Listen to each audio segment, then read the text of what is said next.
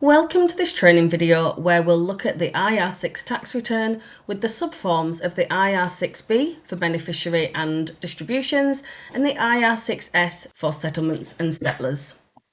Let's head into the IR6 tax return. Here in the IR6 tax return, from the Details tab, we can see we've got this information to fill in and also what type of estate or trust this IR6 is. So here we've got the different options to select from. Once you've entered this information in first, you'll then enter the details into the tax return. I've already entered some data into this tax return so that we can look at the IR6B and the IR6S. So the Income tab is where our main key points are. We have our Trustee tab. This is where the trustee income and calculations of tax are held. And then we've got our Financial tab. This is where the financial information is going to be in the form for the statement of profit and loss, the assets and the liabilities. So you just need to work down the form and enter in that information. You will see any greyed out fields like these two here. You can't enter information into these fields because they are totals of information that you will have added prior to that field being calculated upon. And then we've got our Summary tab, which basically summarises our tax return from the data that we've entered in there. So in this scenario, I need to add an IR6B to contain the details of any beneficiaries who have received a distribution from the trust during this year. Here to attach the IR6B, I go to Return Actions, Add Attachment, and then select the attachment type. In this case, I want the IR6B and hit Add. You'll see that's now connected the form into the return for me, and then open the initial drop down to add my first beneficiary. So we need to enter the details that are required in an IR6B.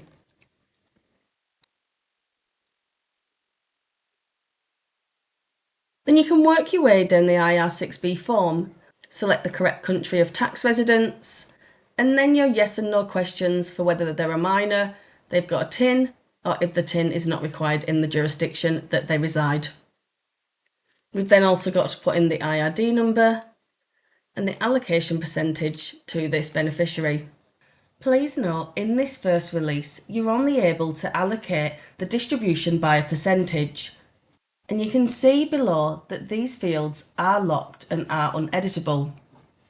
By the end of April, there will be a release where the boxes will be open to be editable. This will then give you the ability to allocate a number other than just a percentage, so that you can override the dollar amount of the income and tax that you would like to distribute. That will then give the calculation from the trust tax return automatically within this IR6B form. You can then work down to enter any of the required information. If the estate is paying the tax on the beneficiary's income is yes, that will then create the key point 27L, which then gives the tax on taxable income. If no, then that key point will not show. You've also got the account movements at the bottom if you're required to fill in this information, depending on what your yes or no answer is up at the top. Once you've completed the form, you can then choose to add as many IR6B forms additional to this one as you wish. To do that, you just add the IR6B and that will create another form for you to enter the second beneficiary into. If you've got multiple beneficiaries, we can collapse the forms up here so that we can see all the beneficiaries added by the name that is given on the form. If we wish to delete something because we've added by error or it's no longer required, we can just hit the bin icon here to delete that item. Now I've entered the IR6B information for Benjamin, I now need to save the IR6 return. Saving the return pushes the information that I've entered for Benjamin into his IR3 tax return. So let's head over to his IR3 tax return to have a look. Here in Benjamin's IR3, I can select the Income tab and scroll down to the correct key point, being key point 16, New Zealand Estate or Trust Income. We can see that this has been pulled from the IR6, the distributed amount that I've allocated to this individual.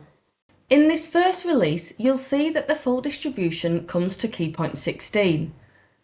We will be releasing better distribution functionality coming late April, and this is where the distribution will go against the individual key points of interest and dividends, etc.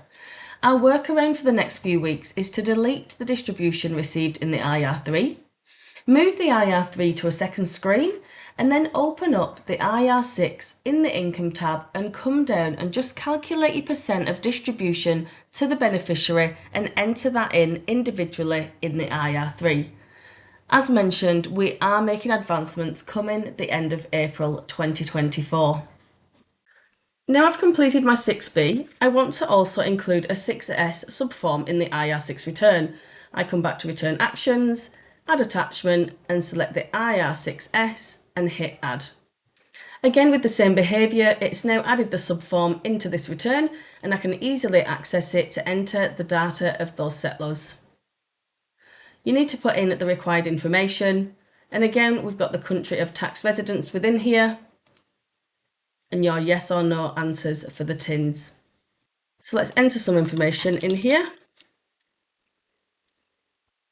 You then can select whether it's got a settlement this year, yes or no, and also the details of that settlement underneath between cash, services, buildings, and all the ones listed there, and even the description of other if that one is required. You've then got another yes or no option at the bottom. Once you've filled in all the details for that settlor, you are then able to add a second IR6S and so on. And just like the IR6B, we can delete the attachment from down here, or we can simply delete it from the bin up there as well. Once you've filled in the IR6S and you are happy that that's the right information required, please don't forget always to save the return. Thank you for watching this training video on the IR6 with its subforms, the IR6B and the IR6S.